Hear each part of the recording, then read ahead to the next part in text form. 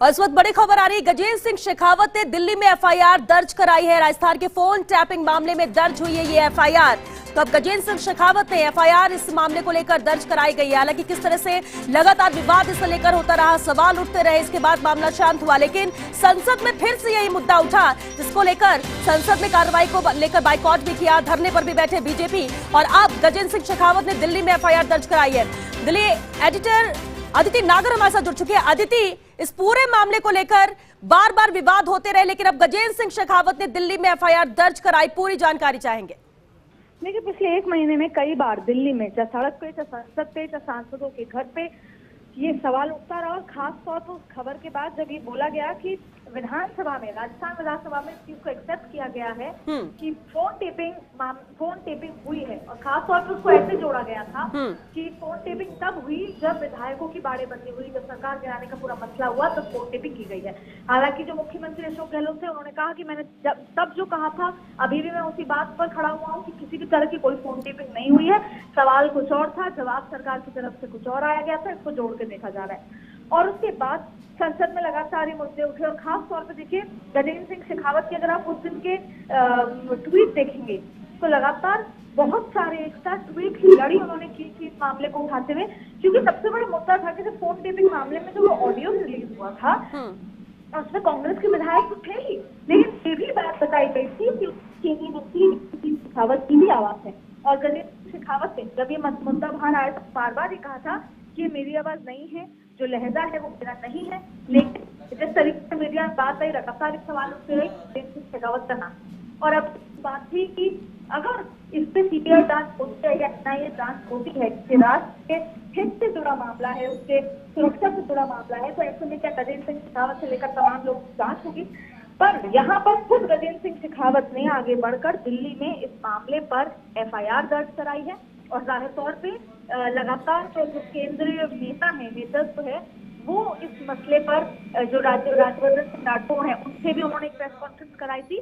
तो पूरा मामला सोचा परखा और पूरा मामला आला कमान से परमिशन के बाद ही गजेंद्र सिंह शेखावत ने यहाँ पर एफआईआर कराई है। पर सबसे बड़ा मुद्दा यहाँ पर ये आ रहा है कि खुद बार बार ये आरोप गजेंद्र शेखावत के ऊपर लग रहे थे कि जो ये फोन टेपिंग मामले में जो रिलीज हुए थे टेप, उसमें खुद गजेंद्र सिंह शेखावत की आवाज है, उसमें कांग्रेस के विधायकों का भी नाम आया था। ऐसे में गजेंद्र सिंह शेखावत ने यहाँ पर एफआईआर दर्ज करा के इस मामले को और गरमा दिया है। आगे क्या कुछ कार्रवाई होगी, आगे क्या कुछ रहता है देखना होगा, लेकिन आलाकमान पूरी तरीके से राजस्थान में इस मसले में तब भी अलर्ट था, अब भी अलर्ट था। बीच में जब संसद में ये मुद्दा उठा, तब भी जो नेता हैं, जो राज्य के नेता हैं, जो केंद्र में मंत्री हैं राजस्थान से, उनको भी कहा गया था कि इस मसले को सिंह शेखावत द्वारा एफआईआर कराने के बाद आगे इस मामले को किस तक के तोड़ जाता है, कितना और होगा। अदिति, बिल्कुल, लेकिन दो बातें हैं। सत्ता पक्ष यहाँ पर लगातार कह रहा हूं, मुख्यमंत्री जैसा कि आपने भी कहा और हमने देखा भी था विधानसभा के अंदर भी, जब शांति धारीवाल भी इसे लेकर जवाब रख रहे थे, और उनका कहना यही था कि किसी का नाम दर्ज नहीं है इसमें, किसी कहीं पे भी नहीं लिखा है, रिटर्न में जवाब दिया गया, लेकिन ये नहीं लिखा कि एमपी एमएलए के फोन टैपिंग की गई। फोन टैपिंग की गई है, ये स्वीकार किया गया है, लेकिन वो किसी और मामले को लेकर हो रही थी, ना कि एमपी एमएलए की।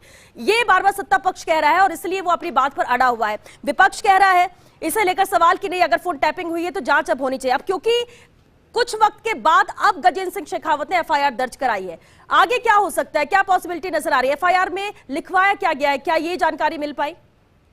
देखिए, इसके लिए थोड़ा वक्त देना पड़ेगा श्वेता, लेकिन ये बात तय है कि सरकार बार बार ये कह रही है कि फोन टेपिंग होती है ऐसे मसलों पर। सवाल कुछ और था, लेकिन इसको जोड़ा गया है उस बारे से लेकर, उस समय से लेकर जब सचिन पायलट बाड़ेबंदी में चले गए थे। तो ऐसे में गजेंद्र सिंह शेखावत ने इतने लंबे समय के बाद अब जो एफआईआर दर्ज कराई है, उसमें क्या कुछ लिखा है, कौन कौन सी धाराएं हैं, और इस मामले को क्या, क्योंकि राज्य सरकार के ऊपर डिपेंड करता है कि क्या उनके मामले सीबीआई जा सकते हैं, क्योंकि ऐसे मामले सीबीआई न जाते, अगर राज्य सरकार देना चाहे तो उन पर एनआईए बताते हैं, क्योंकि ये राष्ट्रद्रोह का मामला होता है, तो इसमें एनआईए इसको डेवलप करते। तो इस बात पर और जानकारी लेनी होगी कि आज क्या कुछ होगा, क्या पुलिस इंक्वायर करेगी, क्योंकि ये राजस्थान का मामला है, तो इसमें क्या कुछ होगा, क्या इन्वॉल्व होगी, या फिर एनआईए बताएगा। और क्या कुछ लिखा हुआ है उस भाषा को देखना होगा, उसी से आगे ये पूरा मामला किस ओर जाता है ये देखना होगा कि किस ओर जाएगा। लेकिन जाहिर तौर पर देखिए इसका एक पॉलिटिकल ना सिर्फ इतना समझना होगा कि भाजपा वाला कमान, केंद्रीय जो नेतृत्व है यहाँ पे, वो लगातार राजस्थान की नजरों में है, पहले भी था और अभी इस मसले को लेकर ये नहीं चाहते, राज्य सरकार को बैकफुट पे लाना चाहते हैं। और यही बड़ी वजह है कि इतने लंबे समय बाद गजेंद्र सिंह शेखावत पे लगातार सवाल उठ रहे थे। अब उन्होंने खुद दिल्ली में इस पे FIR जारी। बिल्कुल अदिति, और एक बात और समझना चाहेंगे, देखिए जब ये मामला हुआ, ठीक है, उस वक्त जवाब नहीं दिया गया, सवाल अक्टूबर में लगता है, इसके बाद जवाब भी सरकार की तरफ से दिया जाता है। मुख्यमंत्री इतने आश्वस्त थे कि उन्होंने ये कह दिया था कि अगर आप साबित कर दो तो मैं इस्तीफा तक दे सकता हूं, क्योंकि मैं अपनी जगह सही हूं और ऐसा कुछ नहीं हुआ है जो आरोप लगाए जा रहे हैं। इसके बाद विधानसभा के अंदर भी बहुत ज्यादा बहस होती है, जो तस्वीरें आई वो आपने भी देखा, मैंने भी देखा, लेकिन अब इस वक्त पर जब उपचुनाव होने हैं और यहां पर घोषणा भी हो चुकी कैंडिडेट को लेकर, जब पूरी तरह से तैयारी प्रदेश में चुनावों को लेकर होनी चाहिए, उस बीच में अचानक FIR दर्ज कराना क्या बैकफुट पर लाने की सरकार को कोशिश है या फिर कुछ और रणनीति के तहत ही बीजेपी ने ऐसा किया? जाहिर तौर से राज्य सरकार को बैकफुट पे ही लाने की कोशिश है। यहाँ पे चुनाव की घोषणा हो गई है और भारतीय जनता पार्टी में जो तीनों कैंडिडेट्स की घोषणा हुई है वो वसुंधरा राजे के क्लोज भी माने जाते हैं। इसके पीछे भी माना जा रहा है कि क्या रणनीति है, क्योंकि बार बार चाहे कांग्रेस हो चाहे बीजेपी हो, ये बात रह कर आती है कि दोनों में ही गुटबाजी है। और ऐसे में आलाकमान साफ कर चुका है कि गुटबाजी के चलते वो उपचुनाव में किसी भी तरह का कोई नुकसान पार्टी को देखना चाहते हैं। उसमें कैंडिडेचर भी वसुंधरा के क्लोज दो को करा गया है जिससे कि कोई गुटबाजी ना हो। लेकिन इसके अलावा इस समय FIR दर्ज कराना, इस समय सरकार का जो है बैकफुट पे लाना, सरकार का ध्यान और अटेंशन चेंज करना, और इसके अलावा इतने समय बाद गजेंद्र सिंह शेखावत का FIR कराना। और FIR क्या लिखा है, तमाम मसलों पर और जानकारी के साथ तभी ठोकर बात की जाएगी क्या कुछ FIR में लिखा है, आगे क्या क्या पैरामीटर्स हैं और आगे क्या क्या ऑप्शंस हैं कि इस FIR में केस किस ओर बढ़ेगा, ये तमाम चीजें देखनी होंगी और उसी के बाद ही इस पर पूरे मसले पर निकल सकते हैं। लेकिन जो बॉटम लाइन साफ है कि ये पूरा मामला इसलिए किया जा रहा है कि सरकार को बैकफुट पे लाया जाए और इस मामले को ठंडा ना होने दिया जाए। और जाहिर तौर पे इस चुनावी माहौल, जब सरकार चुनाव प्रचार में उतरना चाहती है, जो नेता है मंत्री है चुनाव प्रचार में, क्योंकि साफ की लड़ाई है कांग्रेस की, सरकार कांग्रेस की है और सिटिंग सरकार में अगर 3 जो ये उपचुनाव है उसमें अगर कांग्रेस कहीं लूज करती है तो बीजेपी के लिए बहुत बड़ा गेन होगा।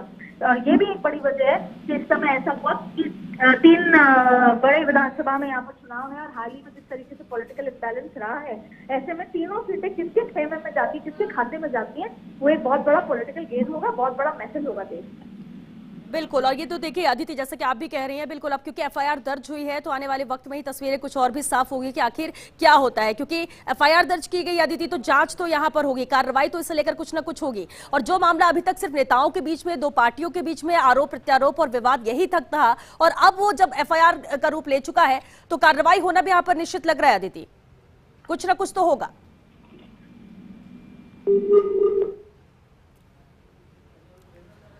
तो राजस्थान के फोन टैपिंग मामले में FIR दर्ज की है गजेंद्र सिंह शेखावत ने, दिल्ली में उन्होंने FIR दर्ज कराई है राजस्थान के फोन टैपिंग मामले में। और फोन टैपिंग मामले को लेकर अभी हाल ही में विधानसभा की कार्रवाई जारी थी, उसमें यह मुद्दा उठा था, सवाल अक्टूबर में लगा था, कालीचरण सराफ ने सवाल लगा था जिसका जवाब भी सरकार की तरफ से दिया गया, रिटर्न में जवाब दिया गया और उसमें साफ लिखा हुआ है कि फोन टैपिंग हुई थी, लेकिन उसने कहीं ये नहीं लिखा कि MP MLA की फोन टैपिंग की गई। और इसी बात को लेकर सरकार, सत्ता पक्ष यहाँ पर अड़े गए अपनी बात पर कि हम ये बिल्कुल मना नहीं कर रहे कि फोन टैपिंग नहीं हुई है, लेकिन यहाँ MP MLA की फोन टैपिंग नहीं हुई, इसे बाड़ेबंदी से जोड़कर देखा जा रहा है और इस पर सवाल उठाए जा रहे हैं जो कि गलत है। लेकिन विपक्ष इसी बात पर अड़ा हुआ और विपक्ष का कहना भी यही कि इस पूरे मामले को लेकर जांच होनी चाहिए, क्योंकि फोन टैपिंग आप तब करा सकते हैं, उसके भी कुछ पैरामीटर है, नियम है, उसी के तहत ही। लेकिन ऐसी कोई सिचुएशन राजस्थान में नहीं थी, और अगर ऐसी सिचुएशन थी, ऐसी स्थिति बनी थी तो सत्ता पक्ष उसे बताए, सरकार उसे बताए। इसी को लेकर बहस, इसी को लेकर विवाद विधानसभा के अंदर भी काफी देखने को मिला, लेकिन इसके बाद UDH मंत्री शांति धारीवाल ने भी इसे लेकर जवाब दिया था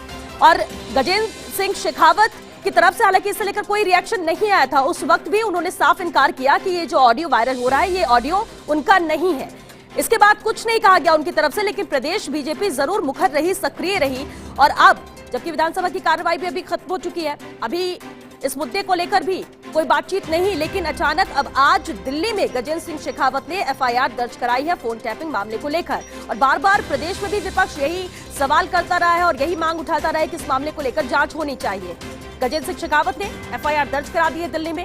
अब देखना होगा कि इस मामले को लेकर आगे कार्रवाई कैसी होती है, लेकिन कहीं ना कहीं मंशा कह सकते हैं कि साफ है, बैकफुट में सरकार को लाने की यहाँ पर कोशिश भी रहेगी। दूसरी तरफ उपचुनाव है 3 अहम सीटों पर राजस्थान के, जिसमें दोनों ही पार्टियां लगी हुई हैं तैयारियों में कि जीत इन तीनों सीटों पर मिल सके। और ऐसे में गजेंद्र सिंह शेखावत का दिल्ली में इस मामले को लेकर एफआईआर दर्ज करना कहीं ना कहीं बैकफुट में लाने की सरकार की कोशिश है, लेकिन अब देखना होगा कि सत्ता पक्ष की ओर से इसे लेकर क्या कहा जाता है और क्या किया जाता है। हालांकि एफआईआर दर्ज हुई है, एफआईआर के आधार पर क्या कार्रवाई की जाती है, एफआईआर में क्या लिखवाया गया है, कुछ देर बाद ही ये तस्वीरें साफ होगी, क्योंकि जब एफआईआर दर्ज हुई, अभी जस्ट जानकारी मिली, उसके बाद कार्रवाई क्या होती है, जांच की मांग यहां पर की जा रही है, किस तरह से जांच होगी इस मामले को लेकर, जबकि जवाब प्रदेश में सरकार रख चुकी है फोन टैपिंग मामले को लेकर। आरोप प्रत्यारोप का दौर भी जारी रहा है, सवाल उठते रहे। विधानसभा के अंदर जब सवाल उठे और सवाल लगाया गया इसे लेकर, तो सरकार ने इसका जवाब भी दिया।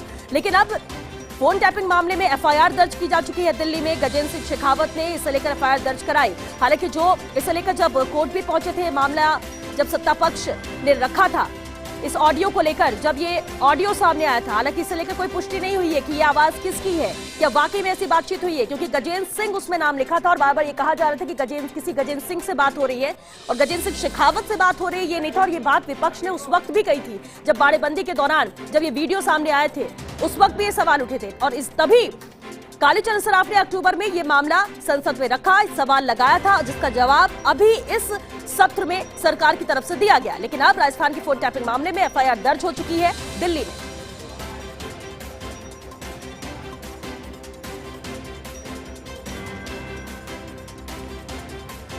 तो एक तरफ उपचुनाव है 3 अहम सीटों पर प्रदेश में, जिस पर जीत के लिए एडी चोटी का जोर बीजेपी और कांग्रेस दोनों लगा रही है। नामों की घोषणा बीजेपी ने कल ही रात में की और आज गजेंद्र सिंह शेखावत ने दिल्ली में एफआईआर दर्ज कराई है राजस्थान के फोन टैपिंग मामले को लेकर। संसद में भी चर्चा हुई, सवाल उठे तो उसका जवाब दिया गया, बहस भी हुई, प्रदर्शन हुए, धरना तक दिया गया। लेकिन अब जबकि अनिश्चितकाल के लिए सत्र यहां पर हालांकि अभी नहीं चल रहा है, खत्म हो चुका है, लेकिन उसके बाद अचानक एफआईआर आज दर्ज करना दिल्ली में गजेंद्र सिंह शेखावत का कई सवाल भी उठते हैं। हालांकि इस बीच में गजेंद्र सिंह शेखावत ने किसी तरह के कोई रिएक्शन नहीं दिए थे। शुरुआती तौर में जब ये सवाल उठे थे और उन पर आरोप लग रहे थे कि ऑडियो उनका, उन्होंने साफ कहा था कि ये उनकी आवाज नहीं है, इस मामले को में उनका कोई लेना देना नहीं। लेकिन सत्ता पक्ष और प्रदेश में विपक्ष दोनों ही इस बात को लेकर सवाल उठते रहे। जांच की मांग उस वक्त की जा रही थी, सवाल विधानसभा में भी उठाया गया, जिसे लेकर चर्चा भी हुई और जवाब भी सरकार की तरफ से रखा गया। लेकिन काफी हंगामा इसी मामले को लेकर विधानसभा के अंदर देखने को मिला। मामला शांत हुआ विधानसभा के अंदर, लेकिन बाहर जरूर इसे लेकर रिएक्शंस भी आते रहे, प्रतिक्रियाएं दी जाती रही, फिर वो सत्ता पक्ष हो या फिर बीजेपी विपक्ष के तौर पर प्रदेश में जिस तरह से भूमिका निभा रही है। बार बार मांग एक है कि इस मामले को लेकर जांच होनी चाहिए। अगर जांच हो जाएगी तो दूध का दूध और पानी का पानी हो जाएगा कि आखिर वो ऑडियो आया कहां से, कैसे वायरल हुआ, कैसे वो ऑडियो निकला अगर फोन टैपिंग नहीं हुई है तो। लेकिन अब गजेंद्र सिंह शेखावत ने दिल्ली में एफआईआर दर्ज करा दी है इस मामले को लेकर। देखना होगा कि आगे कार्रवाई इस मामले को लेकर क्या होती है, जांच की जो बात कही जाती है, किसे जांच सौंपी जाती है।